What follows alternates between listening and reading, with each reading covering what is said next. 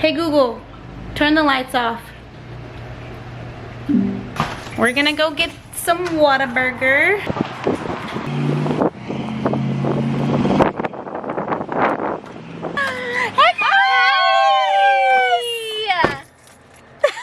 What is up, you guys?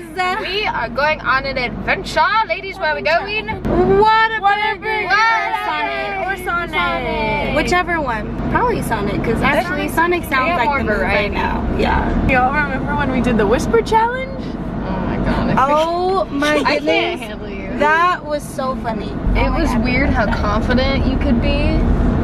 First of all, by saying so the wrong those thing. headphones, Oh, no. recommend 10 out of 10. Oh. Because I couldn't hear anything.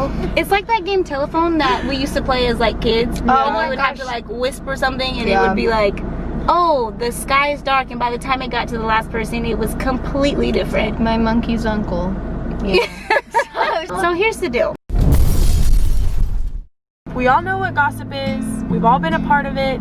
We've probably all been on the tail end of somebody talking about us. It's so easy to fall in the trap of saying something negative about somebody or even like assuming things about certain people. It starts small and it sounds like, you know, if you're still telling it to one person, it seems like, oh yeah, I'm just venting and I'm just gonna tell this person everything and then I'll be over it. But now that person has an idea of the whatever you were talking about. Kind of tainted their view on that person. On that person. Even if they've never even met that person before, they're already entering into that relationship, friendship, whatever, with a mindset of negativity about that person. Even if you're not the one who's speaking it, it can be tempting to just listen to it. You're just encouraging it to happen. If you're sitting there and you're like, oh, tell me everything, it's still just as bad. Your words tell the story of what's happening in your heart. Wow. So like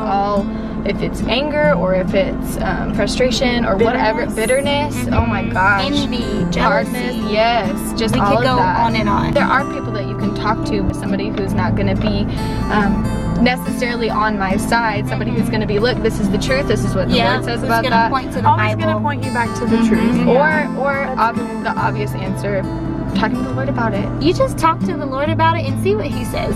And most of the time, well, when I pray personally, I will pray out loud like I'm actually just talking, and I will find that I just feel really dumb about the situation. Exactly. So I'm like, Start to verbalize you know what, it. God, you're right. This was, I'm sorry for dating your giant.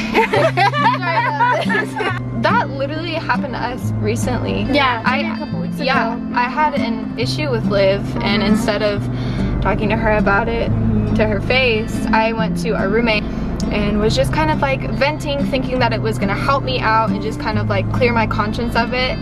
But it didn't resolve anything until I actually talked to Liv about it, and it turned out like she didn't even know anything that I was upset about. She was like, Caroline, what are you even talking about? It was something that I had created in my head and then went to somebody else and grew it into something even bigger. What's that scripture you were talking about literally like a couple days ago, I think? It's Ephesians 4:29.